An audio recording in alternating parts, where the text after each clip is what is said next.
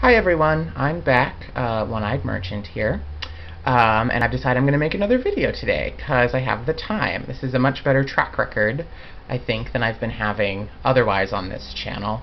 It's 2 videos in 2 days, which is much better than I think I was averaging something like a video a month.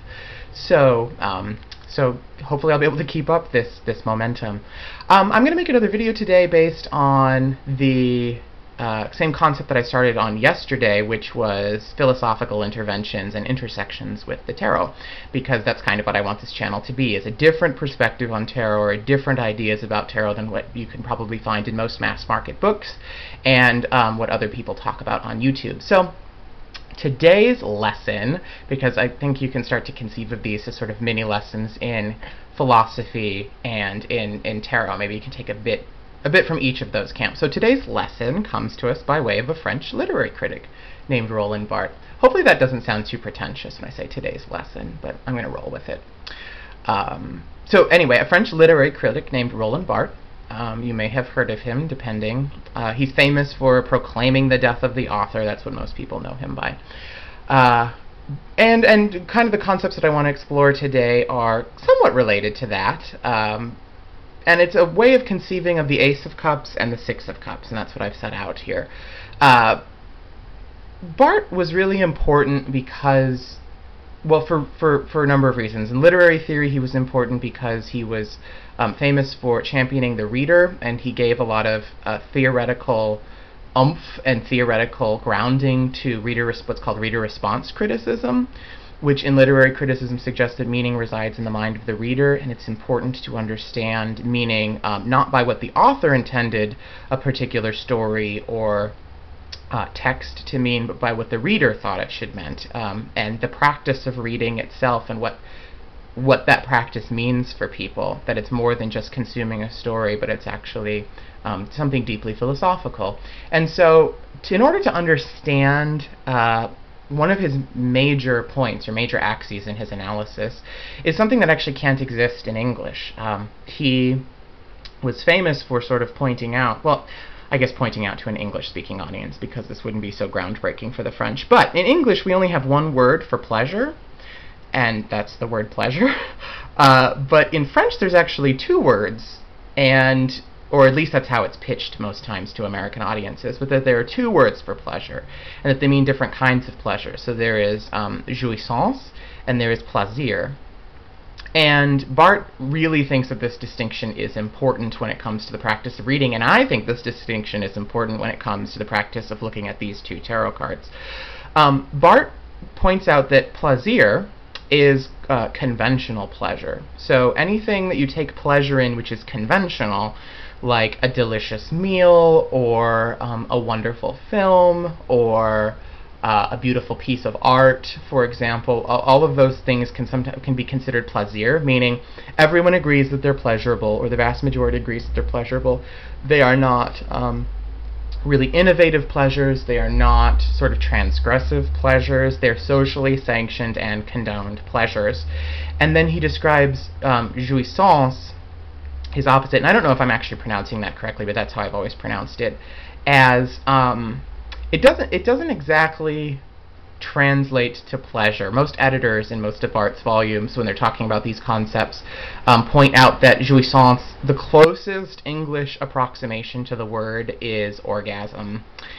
And hopefully that won't get my video flagged. I don't know what the rules of YouTube are, but I figure if this is being taught to college undergrads, then it can't be that revolutionary. So jouissance is is something like the pleasure of orgasm, the pleasure that undoes subjectivity. So if plaisir is the pleasure that reinforces your subjectivity or your sense of self, so the pleasure that you can talk about, that everyone agrees upon, that everyone would say, oh yes, that's very pleasurable, then jouissance is the kind of pleasure that is transgressive, and that is intensely personal, and that really no one else can experience, and that somewhat, in the moment of experiencing it, dissolves you for a second, which is why it's likened to the process of orgasm. So I think that's a helpful way, jouissance versus plaisir, to distinguish between these 2 cards in the tarot, because oftentimes when you read books on tarot, these cards are kind of interchangeable. You see sort of bliss, being used to describe both of these cards. So what I have here is, if you can't tell, it's the Ace of Cups and then the Six of Cups. Bliss is sort of used interchangeably to talk about these cards. They're, sometimes both referred to as harmony, as love, as things like that. And then when distinctions are made, they usually distinguish this as sort of pure love or pure bliss, and this is sort of a quaint, or nostalgia is a common term for this. But I think that the distinction between jouissance and plaisir is important here because it can kind of talk about why they're different and also how they can be good and bad. It's really hard to see the Ace of Cups as bad, and it's really hard to see the Six of Cups as bad. And jouissance and plaisir, they're both good, right? I mean, they're both understandable. But for Barthes always preferred jouissance to plaisir, and he said that when you are reading a book, and you read and you get the meaning that the author intended, that everyone agreed on for the book, you are experiencing plaisir. So to me that is the Six of Cups. Okay, so plaisir helps us understand how the Six of Cups is great. It's wonderful, it's pleasurable, it's fun, it can describe things like that, but it also describes things that everyone agrees are socially, so this is this image of childhood, right, this idyllic image of childhood and of giving and receiving, and it's kind of pleasant and wonderful and nostalgic, and everyone can agree that those are pleasures that we all like to experience to some degree. And Barthes suggests that plaisir is fine in reading or in other aspects of life, but that ultimately plaisir reinforces power distinctions between bodies in society. Plaisir serves those who are in power and keeps in bondage those who are oppressed socially. And so in some ways the Six of Cups, when it comes up in a reading, to me can indicate that things are pleasurable, but there is a cost to that pleasure, right? To be tricked into nostalgia, to be tricked into harmony and those sorts of things, and to gain pleasure from harmony and nostalgia and the traditional meanings of this card. The flip side of that is also to kind of be lulled into a position where in being distracted by these very conventional pleasures that everyone can agree on, you sort of lose any revolutionary spirit, or you lose any kind of disruptive force. And that's very different than the Ace of Cups, because my keyword that I use oftentimes when the Ace of Cups comes up is jouissance, this notion of a very disruptive pleasure, a pleasure that you weren't expecting to have. So in reading, Barthes sort of explains jouissance, the process of jouissance, as when you are reading and you have a moment where you don't have the meaning that the author intended, right? There's some really, really idiosyncratic moment in the card, or not in the card, in the book. Barthes sort of refers to the moment of jouissance as the moment of looking up, right? So if you are reading a book and you hit a sentence and it makes you think about something else and you look up, that is the disruptive moment in reading. And this might not seem important, especially to people who are not literary critics, but it is important to the process of changing how we think about readers and how we think about authors, because the author does not have complete control over what the text means. It's loosed upon the world for the reader to decide what it means itself, and that itself is a political move. And so the Ace of Cups embodies that moment of jouissance, that moment of looking up. When the Ace of Cups shows up for me, I'm looking for disruption in whatever's going on, right? An emotional disruption, being overwhelmed. If jouissance is the moment of orgasm, let's take a look at that image again.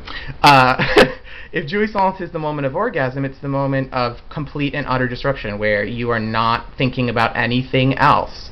And that is revolutionary, right? That insertion in that pinpoint moment in time, that is what you are experiencing, and for that moment you don't have a sense of self. In this moment you always have a sense of self. You're being asked to be certain things, you're following social mores, you're following social rules, and avoiding social punishment. In this moment, none of that has any hold on you.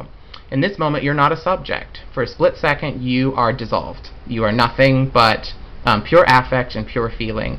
And in that moment of jouissance, Barthes sees a lot of potential, and he uses this distinction to talk about why it's important to look at readers as experiencing jouissance, as experience that disruptive pleasure.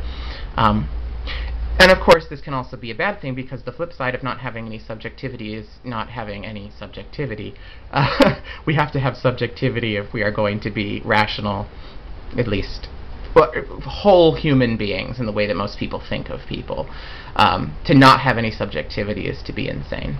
So too much of the Ace of Cups is a bad thing, just as the Six of Cups can be a bad thing. Pleasure that supports power. This is pleasure which undoes the sense of self. So you need a little bit of both, everything in moderation. But that's a useful way, I think, of distinguishing between these two things and seeing a negative side in each of these things, because these are traditionally cards, because some people think that the tarot has no, that some cards in the tarot have no inherent bad side. So the Sun, for example, is constantly lauded as, you know, a card that cannot be bad, even if it's reversed. It just means that the positivity is diminished. I don't think that that's true, and I think that it's important to understand the negative side of every card. And so to me, Plaisir and Jouissance not only changes the way that we can understand the positivity of these cards, and the costs of that positivity too.